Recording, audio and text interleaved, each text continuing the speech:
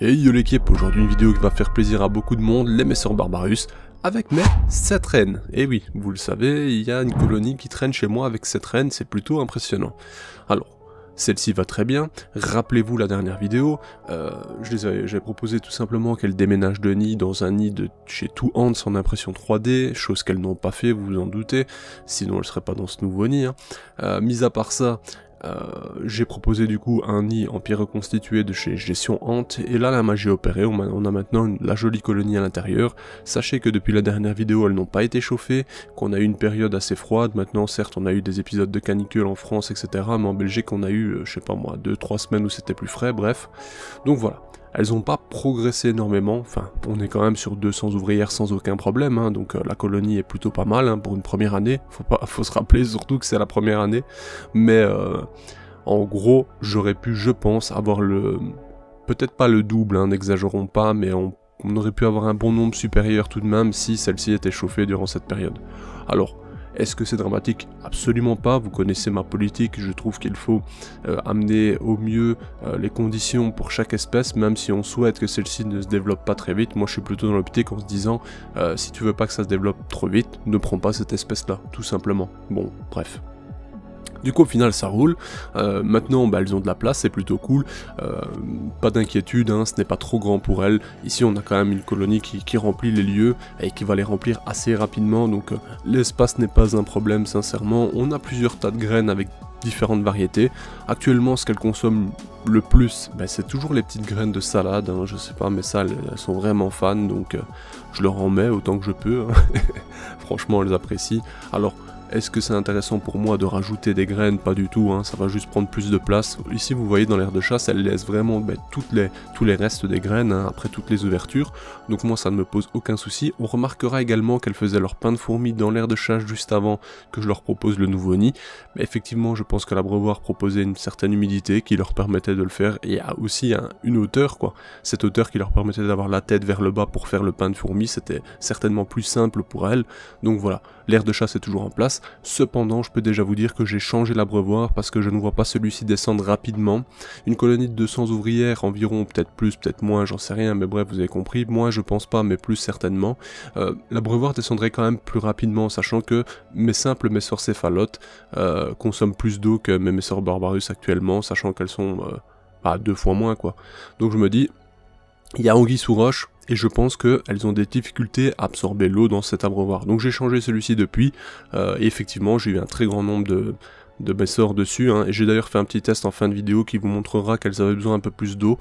Bref, c'est quelques détails, après attention, ça ne veut pas dire non plus que c'était une certitude, parce que voilà, l'opportunité de trouver une goutte comme ça directement à absorber facilement, elles vont la saisir forcément, à part si elles sont vraiment gavées, mais bref, vous comprendrez plus tard.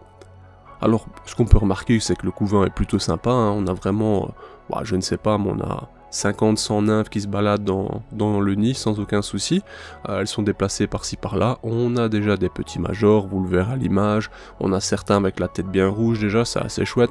Alors l'évolution classique d'une Messor Barbarus, si elle était en reine seule, ce ne serait pas ce que vous voyez en image. Ne vous dites pas ça. Par contre, je sais que vous êtes nombreux à commencer avec des Messor Barbarus. Si vous commencez, et je vous conseille de commencer avec une reine seule, vous n'aurez pas un développement aussi fulgurant. Ça va être plutôt tranquille. Sur 2 ans, franchement, vous allez être vraiment à votre aise. Bon, bien sûr, ça va évoluer tout d'un coup, hein. Si vous voulez, sur la chaîne, il y a d'ailleurs les vidéos de ma Messor Barbarus à l'époque qui est en reine seule. À partir d'un moment, ça explose et ça peut se développer vraiment bien plus, on va dire. Mais rassurez-vous, ce n'est pas ingérable, loin de là. Cependant, quand vous prenez ce type de fondation, que vous tentez ce genre de choses, hein, qui est donc une colonie de Messor Barbarus avec 7 reines, là il faut vous dire que si la première année vous êtes déjà à autant d'ouvrières, sachant qu'on aurait pu être franchement, en optimisant absolument tout, en donnant de la protéine à balle de guerre, etc., on serait bien à 300-500 ouvrières sans problème, à ce moment-là, attendez-vous à ce que dans 2 ans, ce soit franchement... On peut atteindre des milliers d'ouvrières, je pense, en très peu de temps. Excusez-moi pour ma voix. Donc à ce moment-là, ben forcément il faut du matériel, il faut tout ce qu'il faut derrière, quoi, il faut suivre, quoi. Bon, la nourriture, autant les insectes, c'est gérable, mais si vous n'avez pas d'élevage, ça peut aller très vite dans les prix, bien entendu, hein. Quand on voit que les boîtes de 50 sont vendues 4 € et des trucs ainsi, bon, ça peut vite chiffrer. Bon, bien entendu, il y a d'autres possibilités, hein. Il y en a certains qui mettent des souriceaux, des trucs ainsi, personnellement je le fais pas, ça me dégoûte. Maintenant, voilà, hein. Ça c'est propre à chacun, bien entendu. Il y a d'autres solutions, hein, le poulet, etc. Bref, voilà. Tout ça pour vous dire, faites attention si vous vous lancez dans ce genre d'expérience. Bien entendu, il y aura forcément des gens qui seront à même de récupérer votre colonie, hein, si vous la vendez ou vous en débarrassez, mais bon, voilà. Ici à l'image, petit moment sympa, je me suis dit tiens je vais vous filmer un peu plus rapproché, un peu plus de macro, et on se rend compte que cette reine a l'air mal au point, mais figurez-vous que ce n'est pas le cas du tout, hein. Ça m'arrive très souvent dans mes colonies, ça peut me donner un petit moment de panique, mais en fait la reine se fait juste laver, et donc celle-ci se couche. J'ai d'ailleurs des reines qui sont de grande taille, qui se couchent pour dormir, je pense à ma Singularis, quand elle dort, parce que oui, les fourmis dorment, hein. Mais quand elle dort, les reines dorment un peu plus d'ailleurs par moment, enfin elles ont des phases plus longues que les ouvrières, mais quand elles dorment, ben, elles peuvent se coucher, littéralement, comme on le voit à l'instant. Ici c'est pour faciliter le nettoyage j'imagine, mais quand celles-ci se reposent, elles font pareil. Donc pas d'inquiétude, mais c'est vrai que lorsque vous les surprenez, ça peut vous faire peur, parce que vous dites ah là c'est pas normal, qu'est-ce que ma reine fait sur le côté comme ça, il y a un problème quoi. Et d'ailleurs ça va durer plus de 2 minutes hein, cette séquence, voire peut-être même 3-4 minutes. Moi je vous ai fait un petit accéléré, des images, etc. Et à la fin je vais volontairement faire une vibration pour la faire bouger, uniquement dans le but de vous montrer que bah, tout va bien en fait, qu'il n'y a pas de problème quoi, ça roule. Mais je vous avoue que si c'est vos débuts et que vous tombez sur ce genre de choses, j'imagine que ça puisse vous faire peur et c'est totalement normal, mais il faut pas avoir peur justement parce que généralement, comme vous le voyez à l'image, bah, aucun souci en fait, elle est en pleine forme, elle fait juste du cinéma. Lorsque ça ne va pas, vous allez voir que les pattes se recroquevillent, que on a une attitude un peu différente, que là c'est plus, enfin voilà, ça se remarque quand c'est vraiment la mort. Bon, vous le voyez, hein, je m'écarte un peu dans tous les sens dans cette vidéo. Bon, il n'y a pas vraiment de trame, je vous parle un peu de tout ce que je peux voir, de tout ce que je peux faire, ce que je vous recommande ou pas, voilà.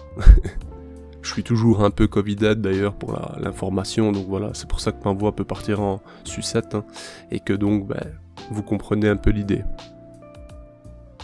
Mis à part ça, pour parler du nid de gestion Ant, donc, franchement ça fonctionne plutôt pas mal, l'absorption se fait très lentement, mais est-ce que c'est un problème? Je ne pense pas. Si ça met du temps à rentrer, ça mettra certainement du temps à partir également, je ne sais pas vous dire, hein, c'est peut-être une réflexion stupide, mais... Et du coup, pour moi ça me dérange pas, je remarque cependant qu'elles ont compris que l'humidité était de ce côté-là, donc c'est qu'elles le ressentent dans le nid, parce qu'elles ont amené directement le couvain, elles n'ont pas spécialement mis de graines, donc voilà. En soi, ça vous permet de savoir et de voir surtout que l'humidité se fait. C'est vrai que sinon, bah, on le remarque pas facilement, mais on voit cette réserve en haut à droite, hein, donc sur l'image. Ici, je l'ai rempli justement au début de la vidéo pour voir à quelle vitesse ça l'a absorbé. La première fois que je l'ai mis, et je l'ai rempli 2 fois pour la première utilisation, je devrais dire que ça a pris 6 heures pour absorber totalement 2 fois la réserve. Donc 6 heures, mine de rien, c'est long. Mais est-ce que c'est un problème? Personnellement, ça ne me dérange pas. Tant que ça fonctionne, c'est l'essentiel, on va dire. On voit encore qu'il y a du couvain en tout stade, hein, des pontes récentes, etc. Mais comme je le dis, hein, ici, ce couvain-là, pour cette reine, il faut pas vraiment se référencer à ça, parce que vraiment, il suffit de faire le test, hein. Je pourrais vous les filmer dans 2 semaines en remettant le chauffage directement. Je pense que dans 2 semaines, si je nourris régulièrement la protéine sur ces 2 semaines et que je chauffe, on va doubler le couvain, j'en suis presque certain.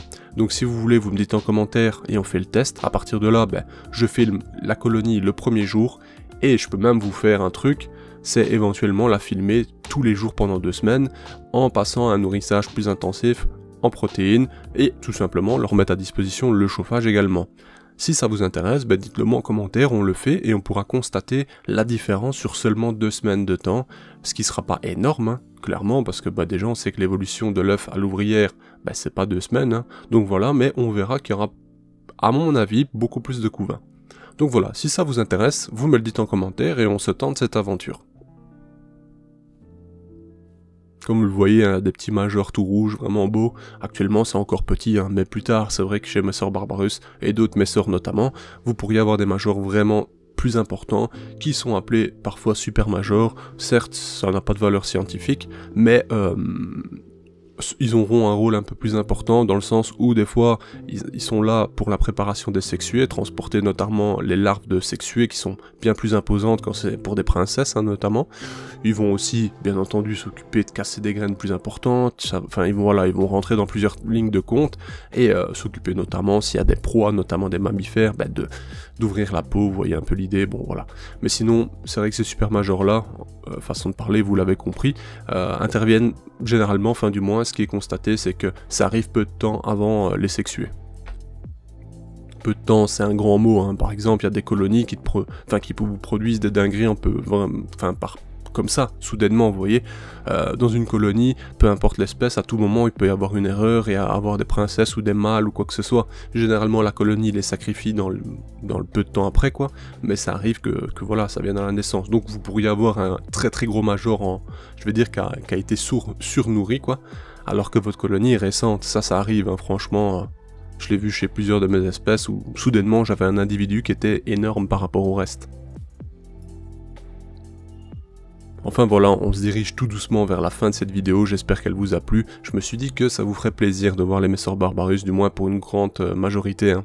Et ça évolue toujours aussi bien, je sais que c'est une espèce qui plaît beaucoup. Excusez-moi pour ma voix ou peut-être la respiration, quoi que ce soit, je me rends pas bien compte à l'enregistrement, mais étant donné que toute cette zone est un peu dans la misère en ce moment à cause du Covid-19, hein, vous connaissez, voilà. Sur ce, j'attends vos commentaires pour me dire si l'aventure vous tente, si on se donne ce petit challenge là, à ce moment là, on fera justement, je ferai vidéo par jour jusqu'à 2 semaines et on fera un petit résultat directement après que je vous montrerai sur YouTube. Sur ce, je vous dis à bientôt l'équipe, profitez du bon temps, parce que bientôt ce sera la fin de l'année et ce sera la misère. Sur ce, à bientôt, bye.